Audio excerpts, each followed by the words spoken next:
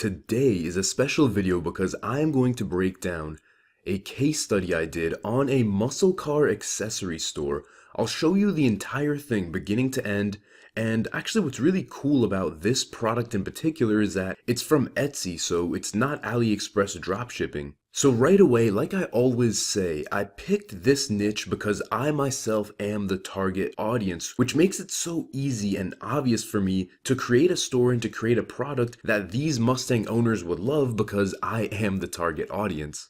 I say this all the time, but if you're a beginner with no track record or no experience in marketing, then you're just going to make it so hard on yourself. You're going to need to spend so much time researching. I've been internet marketing for 5 years and I still stick to niches that I know. Alright, let's take a look at the product. Here is the product. It's a set of stickers that you put over the push to start button on any Mustang newer than the year 2015. Also, notice how specific that is. It's very obvious how to put this product in front of the right people. It's such a specific group of people. Personally, before even making the store, this is just something that I like to do. I like to message Instagram pages and I try to see if the price point and the margins of the shout out, I try to see if it's even worth it to purchase. I get a feel of how much I'm going to have to spend on advertising before I even make the store. So after contacting a bunch of pages, this page, Worldwide Stangs, said for $15 I can get an Instagram story ad and I can get a link in their bio. With that information, I now begin setting up the store. And part of the reason why I'm fast forwarding and quickly going over the store setup part is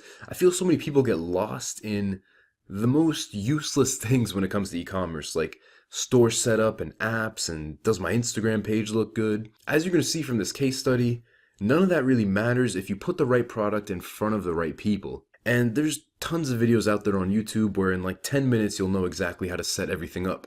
What the real thing is, the gray area where so many people get tripped up is after they start testing it out, after they get market feedback, after they run an ad, analyzing the data to see if you have a winner or a loser, if you should scale further, if you should try a different product. That is probably the biggest gray area that so many people are skipping over when it comes to any form of e-commerce, and we are going to break that down. And because of how laser targeted this product is and how passionate this audience is, I'm able to get away with a more average looking store. So that's something you want to keep in mind. Just from my experience and from my observations, if your store is very general, you're going to want to have a really good store experience, a high quality looking store. But if you go ultra niche into an ultra passionate audience like I'm doing right now, you can get away with a more average store because they just want the product. They don't really need that much convincing. I'm also using the free debut theme, and pretty much all I'm doing is just loading in the product. And besides that, the only thing I really did is I cleaned up the homepage and then I just set up all the things like shipping and settings and payments and all that. So that really didn't take that much time at all. And once that was done, I then went out to my car and I actually recorded a clip of me pressing the button. Now, this was just an extra step to go above and beyond, but to be honest with you, the supplier's product images were actually really good, so they were good enough to use. You don't have to actually order the product, although I do recommend it if you think you have a really winning product on your hands. Also, please pay attention to this. If you're going to use Etsy as a supplier, please contact the seller, talk to them, make sure they can actually handle the demand that you might potentially bring in, and make sure that they're okay with you being a reseller. You might even be able to get a special price. So definitely contact the seller beforehand if you're going to be using Etsy as the supplier. Okay, and with cold traffic, and if you don't know what cold traffic is, it's just people that have never heard of you before. It's the first time ever being exposed to you, your brand, what you're selling. So with cold traffic, I like to leverage scarcity in certain situations because scarcity is really going to get these people who have never heard you before. It might push them to the edge and really make them take action instead of being wishy-washy. Because if you give people an excuse, especially cold traffic, they're just going to take the excuse, they're going to delay, they're going to think it's always going to be there. But if you use scarcity, it makes them take action right now. Because it was right around Cinco de Mayo, I decided to put the sticker on sale for $9.99. Now, when it comes to shipping, everybody has a different philosophy. And for this particular product, knowing how passionate the audience is, what I decided to do was price the product really low.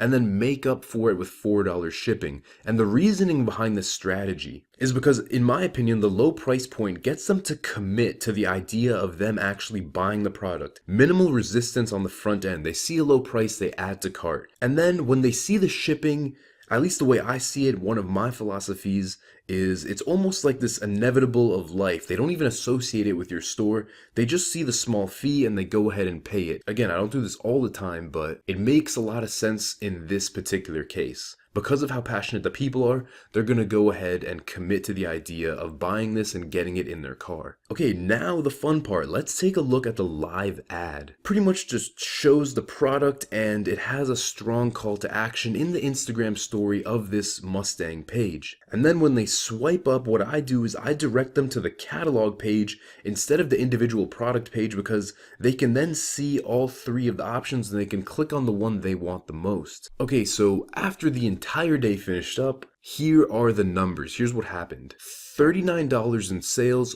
3 orders with 122 visitors. And we acquired that on a $15 shout out. Now let's break this down. This is where it gets interesting, and this is huge because the most important part of any e-commerce store is analyzing the data to make an educated decision on what's the next step with this product. 122 visitors is actually pretty low. And to still have converted $39 in 3 orders is a great sign, and usually I expect over 500 visitors when I do a shout out, probably closer to 1,000 from a good influencer. And out of those 3 orders, somebody ordered 2, which is also very interesting. I guess they have a friend or they wanted to give it as a gift. But what this confirms, at least to me, is so I now know I have a product and the audience resonates with it, they like it, they want it. So the way I'm viewing this data is if I just used a bigger influencer or a better influencer, I would have got more visits to the store and I probably would have gotten more in sales. So based on what I'm seeing, all I would need to do is use bigger influencers, better influencers, or just switch to Facebook ads.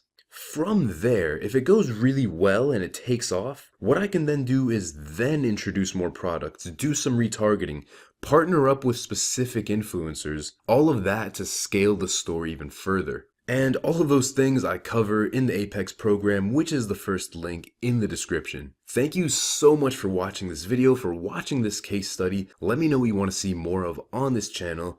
Thank you again so much for watching, and I will see you guys in the next one.